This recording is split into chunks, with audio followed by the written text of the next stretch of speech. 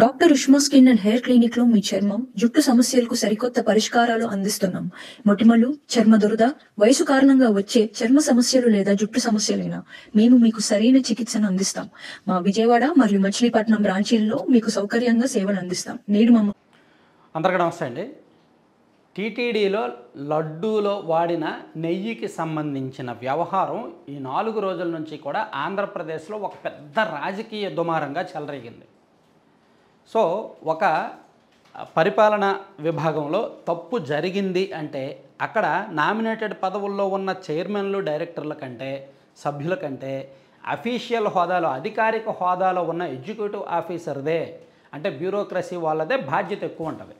So ఇక్కడ తిరుమలలో గత ప్రభుత్వ హయాంలో ఏ తప్పు జరిగినా అప్పుడు పనిచేసిన ఈవోలే ఫస్ట్ ముద్దాయిలు, ఆ తర్వాతే అక్కడ నియమితులైన నామినేటెడ్ పదవులు. సో అంటే ఇప్పుడు ఈ లడ్డూ వ్యవహారంలో మొదట సమాధానం చెప్పాల్సింది, నిజానిజాలు చెప్పాల్సింది, దాని మీద పూర్తి బాధ్యత వహించాల్సింది ఏవి ధర్మారెడ్డి గారు, నాటి ఈవో, గతంలో ఈవోగా పనిచేసిన వ్యక్తి. సో ఇప్పుడు ఆయన ఎక్కడున్నారు? ఇంత గొడవ జరుగుతుంటే ఈ 4-5 రోజుల నుంచి ఆయన అసలు బయటకు రావట్లేదు కదా, అట్లీస్ట్ ఏమీ మాట్లాడట్లేదు కదా. ఆయన అంటే పత్రికాముఖంగానూ రాలేదు, అంటే ఒక అధికారిక హోదాలో రాకూడదు. ఆయనకు నోటీసులు ఇస్తే దానికి సమాధానం చెప్పడానికి రావాలేమో తప్ప, కానీ ఆయన ఎలాగా కూడా రెస్పాండ్ అవ్వట్ల. సో ఆయన ఏం చేస్తున్నారు, ఎక్కడున్నారు అనేది ఒక ఆసక్తికరమైన ప్రశ్న.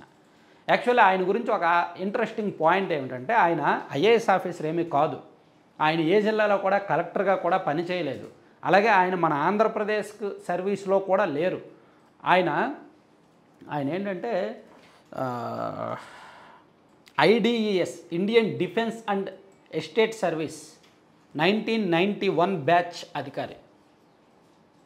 IDES, IAS, IPS, IRS, IFS ఇట్లా ఎలా ఉంటాయో ఆ సివిల్ సర్వీసెస్లో ఆయన IDESకు సంబంధించిన సివిల్ సర్వెంట్, బ్యూరోక్రసీ 1991 బ్యాచ్. ఆయన ఇక్కడకు ఈ టీటీడీఈఓగా లేదా ఆంధ్రప్రదేశ్కు 2019లో వైసీపీ గవర్నమెంట్ అధికారంలోకి వచ్చాక ఆయన వచ్చారు. అంతకుముందు ఆయన కేంద్ర ప్రభుత్వంలో హోంశాఖ డిపార్ట్మెంట్లో ఏంటంటే జాయింట్ సెక్రటరీగా పనిచేశారు.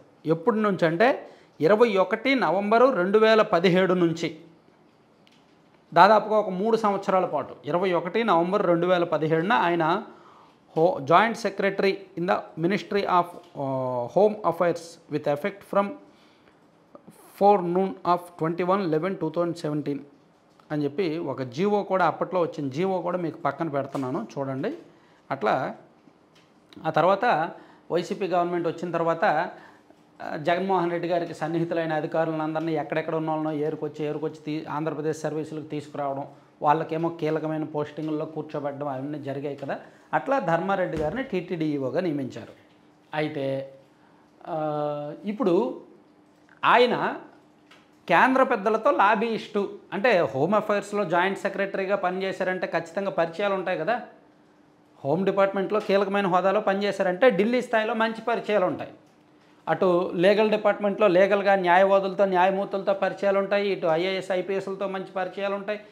వీటన్నింటినీ వాడుకోవడానికి జగన్మోహన్ రెడ్డి గారు అప్పట్లో ఆయన్ను ఢిల్లీ లాబింగ్ల కోసం వాడారు అనే వార్తలు కూడా వచ్చాయి. సో టీటీడీఈఓగా ఆయన ఉన్నప్పుడు కూడా ఢిల్లీ నుంచి ఎవరైనా పెద్దలు వస్తే మొత్తం ఆయనే దగ్గరుండి చూసుకోవడం, ఏమైనా ఢిల్లీ పెద్దలతో అవసరాలు ఉంటే ధర్మారెడ్డి గారిని అక్కడికి పంపించారని, అమిత్ షా గారిని, ఎందుకంటే అమిత్ షా గారు హోంశాఖ మంత్రిగా ఉన్నప్పుడే ఈయన అలా చేశారు కాబట్టి అమిత్ షా గారిని ప్రసన్నం చేసుకోవడానికి ఈయన్ని వాడారని, ఇలా కొంత టాక్ అయితే ఉంది. అది నిజమా అబద్ధమా అనేది అందరికీ తెలుసు. మొన్న మధ్య ఒక వార్త కూడా వచ్చింది, సుప్రీంకోర్టు జడ్జి గారిని ప్రసన్నం చేసుకోవడానికి టీటీడీఓ ధర్మారెడ్డి గారిని పంపించి ఒక చిన్న బేరం కూడా మాట్లాడారని ఏదో వార్త వచ్చింది. అది మరి అది ఎంతవరకు నిజమనేది చూసేవాళ్ళు మీ విజ్ఞతకే వదిలేస్తున్నారు. సో అంటే ధర్మారెడ్డి గారికి ఢిల్లీలో స్థాయిలో పరిచయాలు ఉన్నాయి, అక్కడ పనిచేశారు, కీలకమైన అధికారి అనేది వాస్తవం. ఇప్పుడు ఇంత గొడవ జరుగుతున్నా ఆయన రావట్లేదు అంటే మేబీ ఆయన ఢిల్లీలోనే తన పాత పరిచయాలన్నీ వాడుతున్నారేమో, తన పరిచయాలన్నీ వాడుకొని ఆ కేసు నుంచి తను బయటపడేలా చూసుకుంటున్నారేమో, తనకు సంబంధం లేకుండా చూస్తున్నారేమో. అయితే చట్ట ప్రకారం as per rule of law చూసుకుంటే ఆయన ఈవోగా ఉన్నారు కాబట్టి ఆయనదే పూర్తి బాధ్యత.